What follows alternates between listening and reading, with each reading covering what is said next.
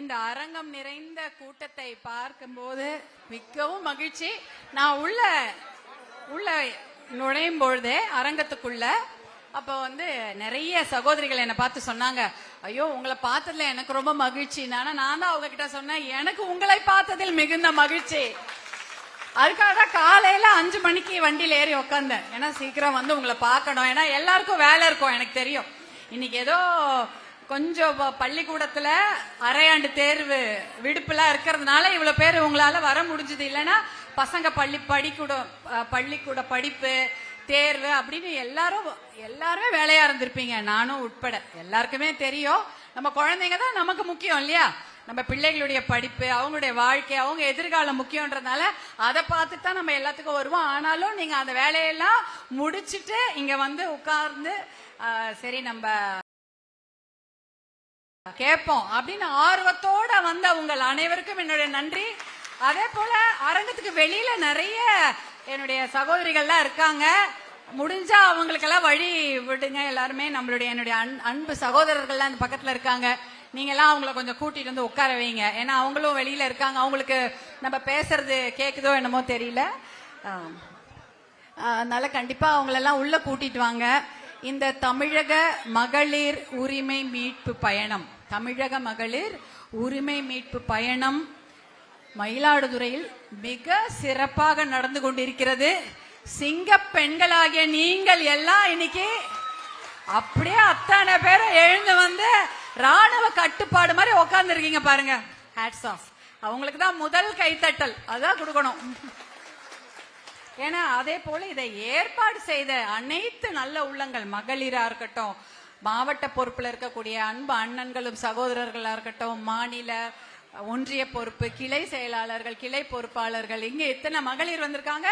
ஒரு வாரமா கிட்டத்தட்ட உங்களுடைய ஊரோட போட்டோ எல்லாம் எனக்கு வந்துட்டு இருந்தது வாட்ஸ்அப்ல. உங்க ஊர்ல இன்னைக்கு பேசணும் அப்படின்னு சொல்லிட்டு உடனே உங்க கூட பேசுறத அந்த புகைப்படம் எல்லாம் எனக்கு தகவல் குறுஞ்செய்தியா எனக்கு அனுப்பிச்சிட்டு இருந்தாங்க. நான் பார்த்துட்டு தான் இருந்தேன். ரொம்ப சந்தோஷமா இருந்தது. எப்படா அவங்களெல்லாம் நேரில் பார்ப்போன்னு ஆசையா இருந்தேன். இன்னைக்கு பாக்குறதுல மிகுந்த மகிழ்ச்சி. அருமையான ஒரு வெள்ளிக்கிழமை காலை, அழகாக மலர்ந்த மங்களமான உங்கள் முகங்களை பார்ப்பதில் இரட்டிப்பு மகிழ்ச்சி. அதே போல குழந்தைங்களையோ பார்க்கிற சின்ன குழந்தைங்களாம் உட்கார்ந்து இருக்காங்க, அவர்களை பார்ப்பதில் அதை விட ஒரு சந்தோஷம். ஏன்னா அவர்களுடைய வாழ்க்கைக்காக தான் நம்ம இந்த பயணம் எல்லாம் பண்ணிட்டு இருக்கோம் இல்லையா?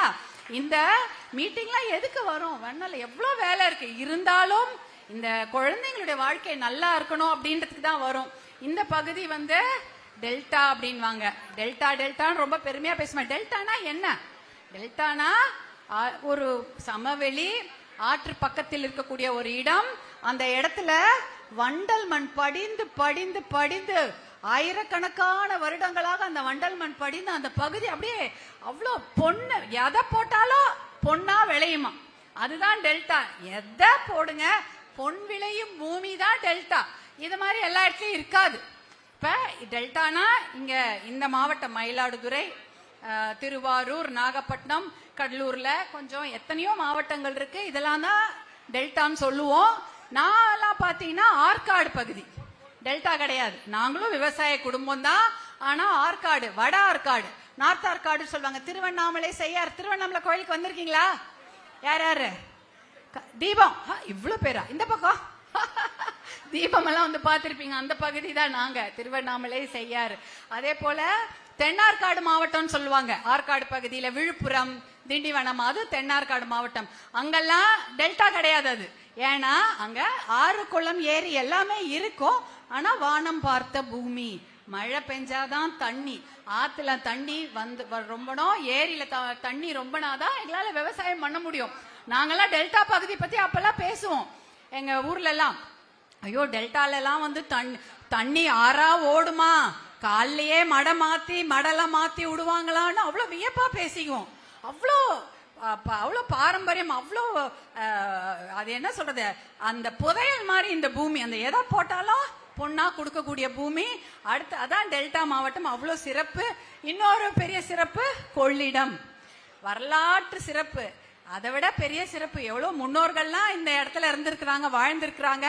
கொள்ளிடம்னா எவ்வளோ தண்ணி வேணாலும் கொள்ளும் இடம் இல்லையா? எவ்வளோ தண்ணி வேணாலும் கொள்ளும் இடம். அப்படிப்பட்ட வரலாற்று சிறப்பு வாய்ந்த பூமி இந்த பூமி. இங்க நீங்க எல்லாம் வந்திருக்கீங்க, உங்களை பார்த்ததில் மிகுந்த மகிழ்ச்சி. ஆனா இன்னைக்கு அந்த சிறப்பெல்லாம் இருக்கா அப்படின்றதான் ஒரு மிகப்பெரிய கேள்விக்குறி.